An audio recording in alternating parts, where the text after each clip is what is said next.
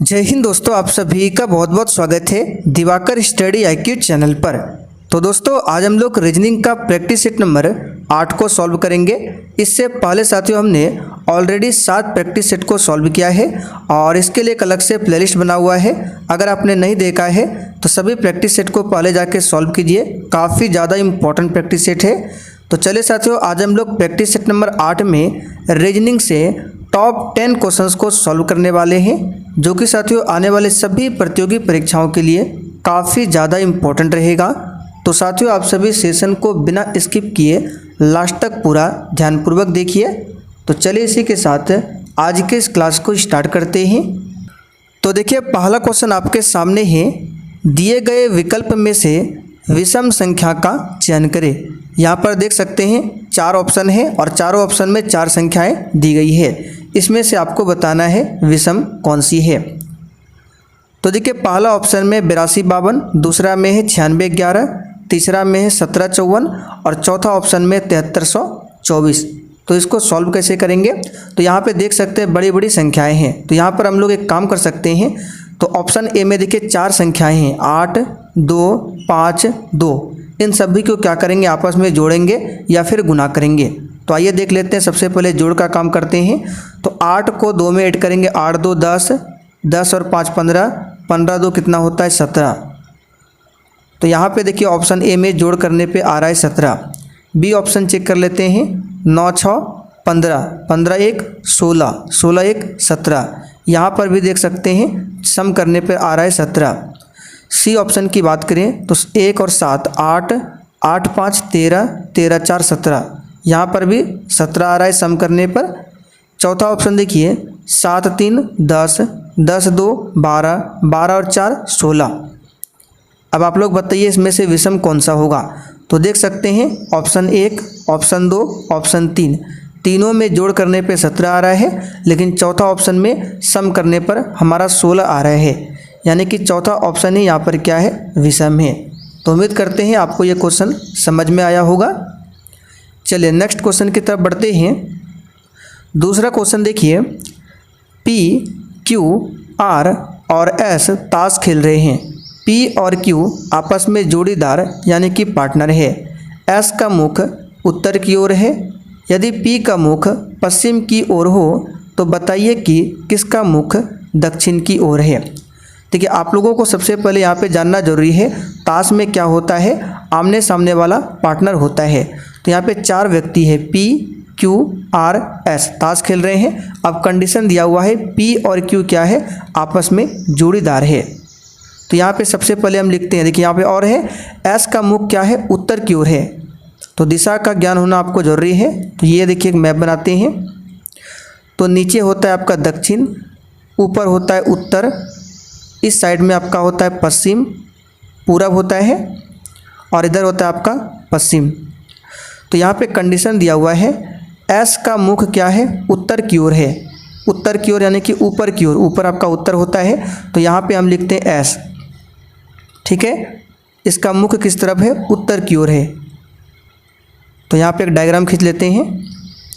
S का मुख किधर है, उत्तर की ओर यानी कि ऊपर की ओर है, ठीक है। यदि P का मुख पश्चिम की ओर हो तो पश्चिम किधर है, देख सकते हैं पश्चिम इस साइड है, यानी इधर पश्चिम होता है। तो देखिए P का मुख क्या है, पश्चिम की ओर है। अगर P को यहाँ पे बैठाते हैं तो इसका मुख किधर हो जाएगा, पश्चिम की ओर यानी इस साइड में है। तो बताना है किसका मुख दक्षिण की ओर है। अब यहाँ पे कंडीशन एक और था कि P और Q आपस में जोड़ीदार है। और अभी हमने आपको बताया था ताश में क्या होता है, जो पार्टनर होता है एक दूसरे के आमने सामने होते हैं। तो यहाँ पे तो P आपको दिख रहा है कि इसका मुंह किधर है, इसका मुंह है पश्चिम की तरफ।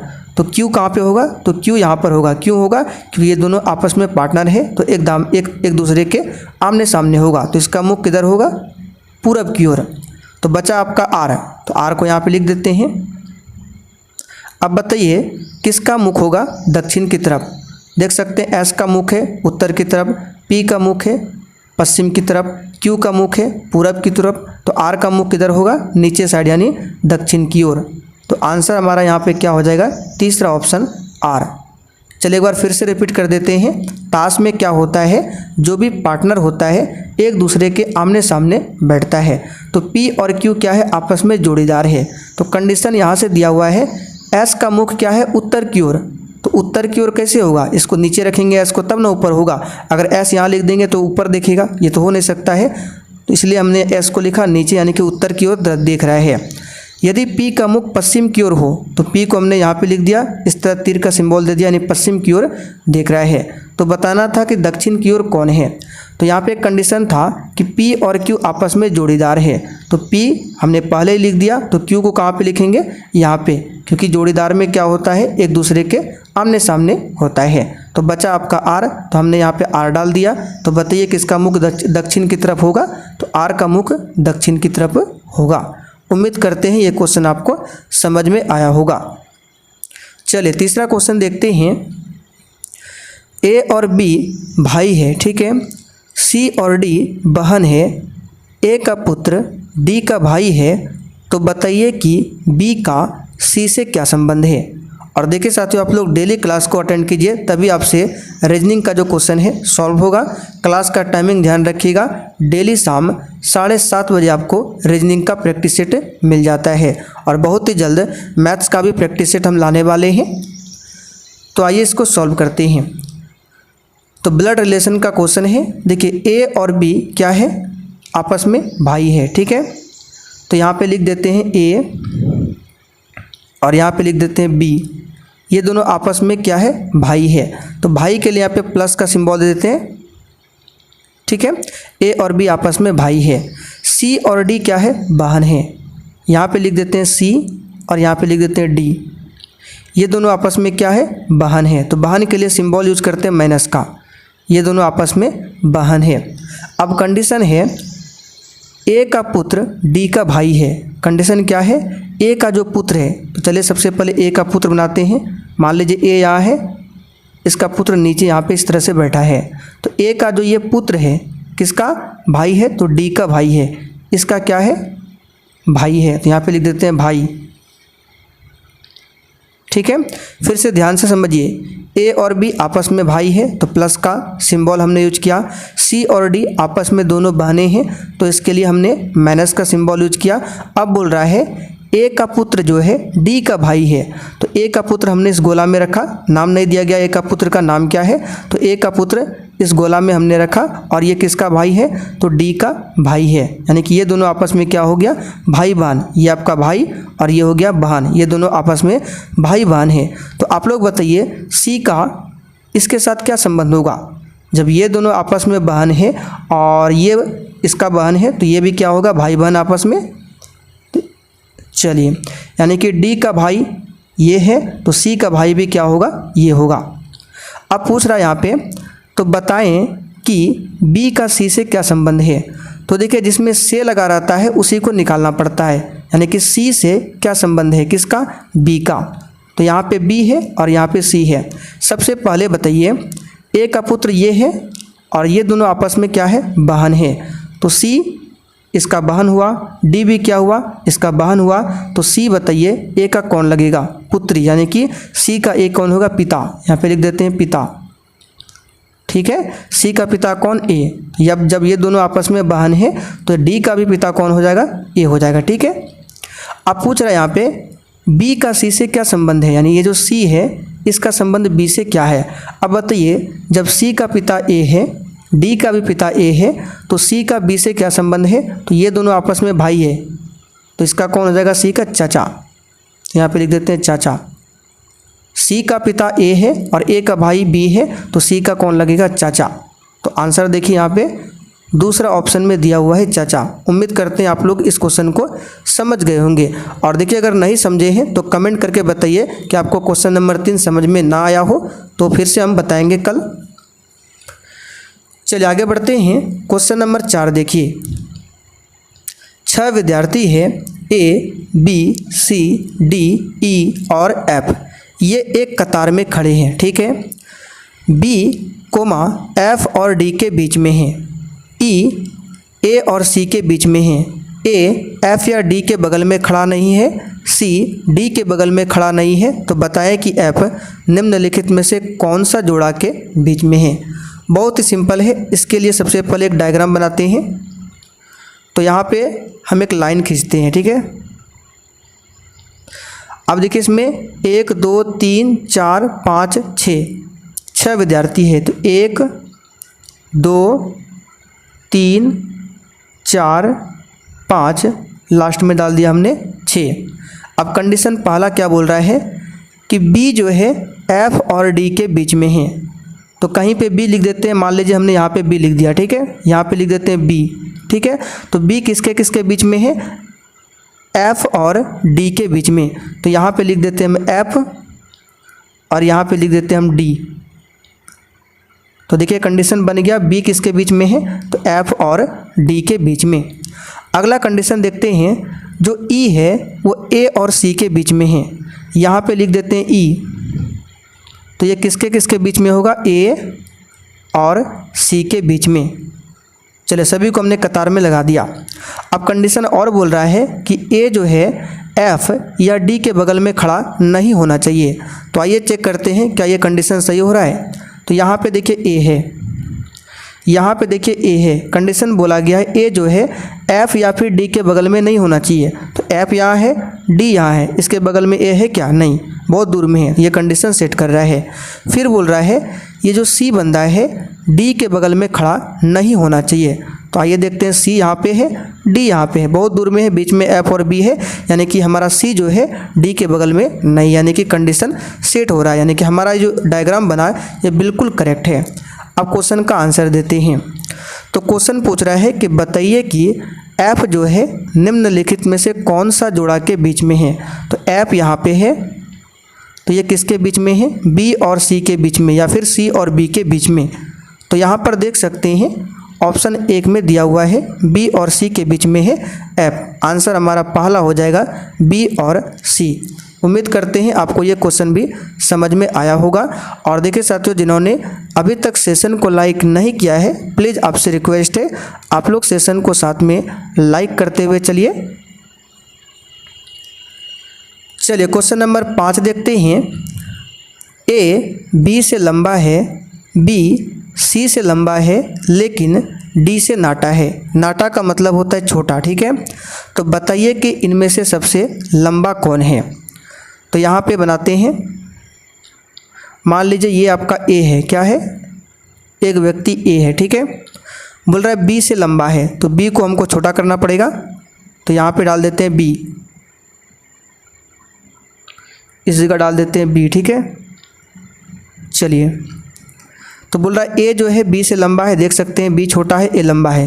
फिर बोल रहा है बी जो है सी से लंबा है, तो बी क्या बोल रहा है? सी से लंबा है, तो सी को हमको और छोटा करना पड़ेगा। देख सकते हैं बी सी से लंबा है, दिख रहा है आपको? बी जो है सी से लंबा है, लेकिन बोल रहा है डी से नाटा है, यानी कि ये जो बी है, ये जो आपका बी है सी से तो लंबा है लेकिन डी से नाटा है, डी से छोटा है। तो डी को हम यहाँ पे बनाते हैं इस जगह। चलिए यहाँ पे हमने लिख दिया डी। तो कंडीशन सेट हो रहा है, बी देखिए सी से लंबा है लेकिन डी से क्या है? छोटा है। इस कंडीशन को सेट कर रहे हैं। लेकिन यहाँ पे देखिए तो पूछ रहा है इसमें इनमें से सबसे लंबा कौन हुआ। तो सबसे लंबा तो ए दिख रहा है, लेकिन ये एक्चुअल में आंसर नहीं है। अब बताइए क्या सवाल में ये दिया गया है कि डी जो है ए से लंबा है या फिर छोटा है? ये तो नहीं दिया गया है। डी के लिए डी तो यहाँ भी हो सकता है, इस तरह से ए से भी लंबा हो सकता है डी, क्योंकि कहीं भी सवाल में नहीं बोला गया है डी ए से लंबा है या फिर छोटा है। सिर्फ कंडीशन में बोला गया है जो बी है सी से लंबा है, डी से छोटा है। तो इस कंडीशन को हमने यहाँ पे सेट कर दिया। तो डी यहाँ भी तो हो सकता है। तो इसका मतलब क्या? ज्ञात नहीं किया जा सकता है कि कौन इसमें सबसे लंबा है। ये हम वो बता सकते हैं कि सबसे छोटा कौन है। सबसे छोटा तो सी होगा, लेकिन सबसे लंबा कौन होगा हम नहीं बता सकते। क्यों? क्योंकि सबसे लंबा ए भी हो सकता है या फिर डी भी हो सकता है। चलिए, तो आंसर हमारा 5वां हो जाएगा। आगे देखते हैं क्वेश्चन नंबर 6। निम्नलिखित श्रृंखला में ऐसे कितने 5 हैं जिनके ठीक पहले 6 हो तथा ठीक बाद में 7 हो। क्या कंडीशन बोल रहा है? निम्नलिखित श्रृंखला में कितने 5 हैं जिनके ठीक पहले 6 हो और ठीक बाद 7 हो। तो आइए देखते हैं 657 कहाँ पे मिल रहा है। तो 657 देखते हैं, यहाँ पे देखिए 675 है, ये तो होगा नहीं। चलिए यहाँ पे देखिए एक 657 यहाँ पे मिल रहा है और एक 657 यहाँ पे मिल रहा है। तो कंडीशन क्या बोल रहा है, जिनके ठीक पहले 6 तथा बाद 7। तो 5 के ठीक पहले 6 बाद में 7, 5 के ठीक पहले 6 बाद में 7, यानी कि ऐसे 2 अंक है यहाँ पर। बी ऑप्शन, सॉरी यहाँ पे हो जाएगा आंसर आपका चौथा ऑप्शन। चलिए आंसर हमारा क्या होगा यहाँ पे, चौथा ऑप्शन 2। ऐसे कितने 5 है, तो 2 5 है जिनके ठीक पहले 6 है और ठीक बाद में 7 है। चलिए क्वेश्चन नंबर 7 देखते हैं, बहुत ही सिंपल है। इस क्वेश्चन को हमने आपको पहले भी बताया था। यदि प्लस का अर्थ गुना, माइनस का अर्थ जोड़ और गुना का अर्थ भाग हो तो 5 + 4 - 18 गुना 3 का मान क्या होगा। तो यहाँ पे देखिए लिख देते हैं, 5 है तो इसके सामने 5 लिख देते हैं। प्लस है तो प्लस का अर्थ गुना बोल रहा है, तो यहाँ पे हम गुना दे देते हैं। 4 लिख देते हैं। माइनस का अर्थ क्या है, तो माइनस का अर्थ है जोड़, तो यहाँ पे हम जोड़ दे देते हैं। 18 डाल देते हैं। गुना का मतलब क्या है, तो देख सकते हैं गुना का अर्थ भाग है, तो भाग 3। अब इसको सॉल्व कर दीजिए। तो सबसे पहले भाग का काम होता है, 3 से भाग देंगे 18 में तो बचेगा 6 प्लस इधर 4 और गुना फिर इधर 5। फिर गुना का काम, 5 चौक 20, 20 6 26। देख सकते हैं ऑप्शन पहला यहाँ पर हमारा करेक्ट आंसर है। चलिए क्वेश्चन नंबर 8 देखते हैं। दिए गए प्रश्न आकृति में प्रश्नवाचक चिन्ह के स्थान पर आने वाली संख्या को चुनिए। तो यहाँ पर देखिए 3 6 18 5 90, 4 5 20 3, यहाँ पे क्या होगा, थोड़ा सा दिमाग लगाइए, ध्यान से पैटर्न को समझिए, आपसे भी बनेगा और आप लोग डेली प्रैक्टिस कीजिए। तो 90 ये कैसे बना है, अगर ध्यान से देखें तो 6 तिया कितना होता है 18, यहाँ पे 18 लिखा हुआ है। फिर 18 को 5 से मल्टीप्लाई करें तो 90 बन रहा है। आइए यहाँ पे देखते हैं, 4 को 5 से मल्टीप्लाई करें तो 20 बन जाएगा। 20 को 3 से मल्टीप्लाई करेंगे 60 बनेगा। देख सकते हैं तीसरा ऑप्शन में हमारा 60 दिया हुआ है। चलिए क्वेश्चन नंबर 9 की तरफ देखते हैं। निम्नलिखित प्रश्न में दी गई श्रृंखला श्रेणी में प्रश्नवाचक चिन्ह के स्थान पर संख्या ज्ञात कीजिए। इस पैटर्न को ध्यान से देखिए, क्या बोल रहा है ये पैटर्न, 3 8 11 19 30 49। तो अगर ध्यान से देखेंगे 3 और 8 को ऐड करते हैं तो 11 बन रहा है। फिर अगर 8 और 11 को ऐड करते हैं तो 19 बन रहा है। 11 और 19 को ऐड करते हैं तो 30 बन रहा है। फिर 19 और 30 को ऐड करते हैं तो 49 बन रहा है। फिर 30 और 49 को ऐड करेंगे तो क्या बनेगा, 40 30 70, 70 9 79, यानी क्वेश्चन मार्क के स्थान पर हमारा आंसर क्या होगा, 79। देख सकते हैं बी ऑप्शन में दिया हुआ है। बहुत ही सिंपल है, जब आप लोग प्रैक्टिस करेंगे तो आपसे भी बनेगा। चलिए क्वेश्चन नंबर 10 देखते हैं। और देखिए अगर आपको सॉल्व करना आता है तो आप लोग वीडियो को रोक लीजिए, फिर सॉल्व कीजिए और आंसर कमेंट करके बताना है। यदि किसी सांकेतिक भाषा में गिव को 51 से 30 और बैट को 924 लिखा जाता है तो गेट को उसी भाषा में कैसे लिखा जाएगा। देखिए इसमें 2 वर्ड का कोड दिया हुआ है, तो इसको हम डायरेक्ट सॉल्व करेंगे। तो GATE का आपको बताना है कोड क्या होगा। तो यहाँ पे देखिए गिव को लिखा गया 51 से 30, यानी G का वैल्यू 5 है, I का कोड 1 है, V का कोड 3 है, E का कोड 7 है। उसी प्रकार B का कोड 9 है, A का कोड 2 है, T का कोड 4 है। चलिए आप देखते हैं कैसे सॉल्व होगा। तो यहाँ पे G है, हमको बताना है गेट का। तो G का कोड देखते हैं, यहाँ पे G है, इसका कोड 5 है, तो हम यहाँ पे लिख देते हैं 5। फिर A है, तो A का कोड यहाँ पे देख सकते हैं 2 है, तो हम लिख देते हैं 2। ठीक है। T का कोड कितना है, तो T का कोड देख सकते हैं 4 है, हम यहाँ पे लिख देते हैं 4। अब E का कोड क्या है, तो E का कोड इससे ले लेते हैं 7 है, देख सकते हैं। तो 52 47 किस ऑप्शन में है, तो 52 47 देखते हैं किस ऑप्शन में है, तो आपका हो जाएगा आंसर 52 47 दूसरा ऑप्शन में है। बहुत ही सिंपल क्वेश्चन था। तो चलिए साथियों, आज के लिए इतना ही। अब आप लोग कमेंट करके बता दीजिए आपने रीजनिंग के 10 क्वेश्चन में आज कितने क्वेश्चन के सही से आंसर कर पाए हैं।